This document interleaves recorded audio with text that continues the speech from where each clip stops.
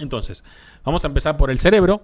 Habíamos visto que en el cerebro tenemos una corteza, la parte más externa, y también tenemos una parte interna, que son los núcleos. En la corteza mide aproximadamente de espesor entre 1,5 y 4 milímetros, representa prácticamente el cerebro el 80% del peso del encéfalo en los seres humanos, y obviamente está relacionado con todas las funciones sensitivas, motoras, autonómicas, emocionales, cognitivas, con la regulación de los ritmos biológicos, con la conciencia, etc.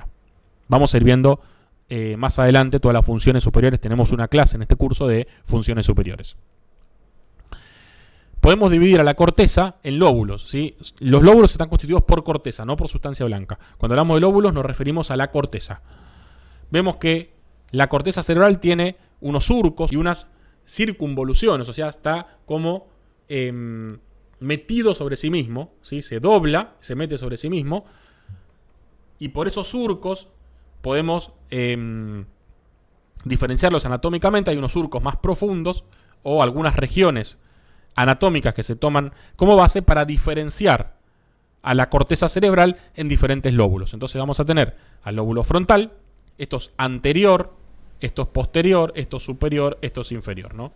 Lóbulo frontal, lóbulo parietal, lóbulo temporal y lóbulo occipital. Y tenemos un lóbulo que se encuentra más adentro, que hay como que correr el lóbulo frontal y el lóbulo temporal y mirar hacia adentro, y vamos a ver al lóbulo límbico. Vamos a ver las funciones de cada uno de estos lóbulos en términos generales. Más adelante lo vamos a ver.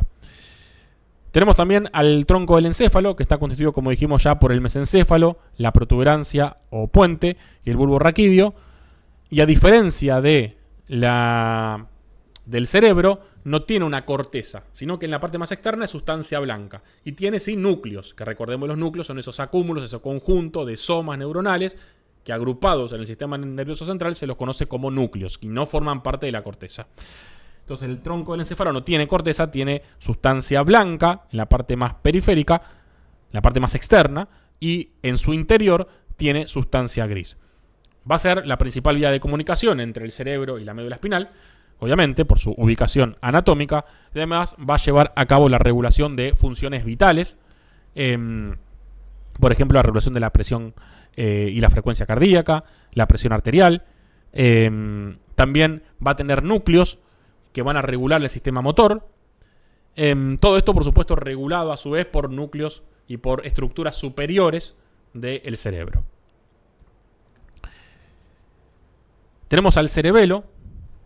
Vamos a repasar un poco la anatomía. Lo que está, esto es anterior, esto es posterior. Entonces lo que está en amarillo es el lóbulo frontal, lo que está en rojo es el lóbulo parietal, lo que está en verde es el lóbulo temporal, lo que está en azul es el lóbulo occipital, lo que está en celeste es el tronco del encéfalo con el mesencéfalo, la protuberancia y el bulbo, y lo que está en la parte más inferior, escondido entre los lóbulos, es el cerebelo. Lo que está en violeta es el cerebelo, ¿no? El lóbulo límbico tendríamos que abrir entre el frontal y el temporal para mirar dentro del lóbulo límbico. Entonces el cerebelo sí tiene una estructura en corteza, en su parte más externa.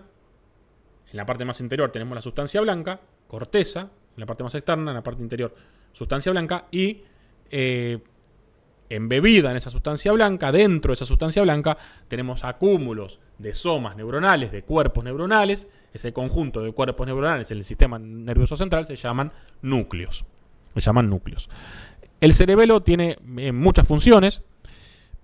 Básicamente la mejor estudiada de todas es la regulación motora, ¿sí? Podemos dividirlo en un vestíbulo cerebelo, que se encarga de regular la coordinación entre el movimiento de los ojos y el movimiento de la cabeza. Un espino cerebelo, que regula principalmente los movimientos de los miembros y del tronco de la cara. Y un cerebro cerebelo, que se encarga principalmente o participa del aprendizaje motor y la regulación de los movimientos complejos que incluyen varias articulaciones. Eso a grandes rasgos, ¿no?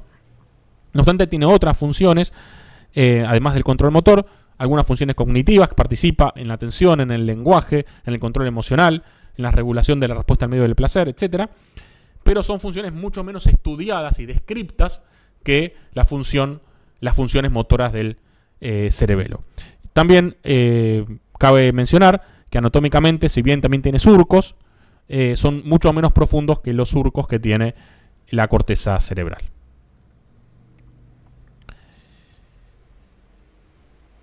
Pasamos a la médula espinal.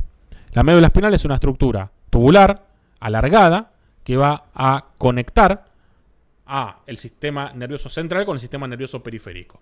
De la médula espinal van a salir los nervios raquídeos del sistema nervioso periférico y va a recibir toda la información que viene de la jerarquía superior, del tronco del encéfalo y del cerebro. Entonces va a tener funciones tanto sensitivas como motoras y también va a ser el centro integrador de diferentes reflejos. Bueno, acá tenemos un corte de la médula espinal, donde podemos ver que la sustancia gris está ubicada acá. Tampoco tiene corteza la médula no tiene corteza, es una sustancia blanca y dentro de la sustancia blanca tenemos los acúmulos de sustancia gris, ¿sí? Los cuerpos neuronales, que se van a dividir en astas. Asta posterior, asta anterior, asta intermedio lateral, asta posterior principalmente los núcleos sensitivos, núcleos motores y asta intermedio lateral, núcleos del sistema autonómico, zona intermedia, donde va a haber interneuronas, o sea, neuronas que regulan la conexión con otras neuronas. Y la sustancia blanca se va a dividir en cordones. Cordón posterior, que lleva información sensitiva. Cordón anterolateral, que también lleva información sensitiva. Cordón anterior, que trae información motora. Y también vamos a tener áreas que van a conectar, sustancia blanca que va a conectar con la otra hemimédula. Una hemimédula que se conecta con la otra hemimédula. Como habíamos visto, esas fibras se llaman comisurales. Y tenemos la comisura blanca posterior y la comisura blanca anterior. Entonces vimos que la médula espinal tiene sustancia gris. Esa sustancia gris se divide en astas. A su vez se puede dividir en láminas y se puede dividir en núcleos, ¿sí? Vemos acá los diferentes núcleos. La sustancia gelatinosa, el núcleo propio, el núcleo dorsal, que están dentro en realidad de diferentes láminas, ¿sí? Las láminas llamadas láminas de Rexed, que fueron descritas por Brod Rexed en la década del 50, son 10 láminas numeradas del 1 al 10 para marcar partes de las columnas grises de la médula espinal. Y la sustancia blanca vimos que se divide en cordones y a su vez en fascículos, ¿sí? Por ejemplo, acá tenemos el cordón posterior que habíamos dicho recién, que está dividido en dos fascículos, el fascículo Gracil o de Gol y el fascículo Cuneatus o de Burdach. Entonces, vimos las estructuras del sistema nervioso central, el cerebro, el tronco del encéfalo, constituido por el mesencéfalo, la protuberancia, el bulbo raquídeo, el cerebelo y la médula espinal. Ahora vamos a ver las estructuras del sistema nervioso periférico.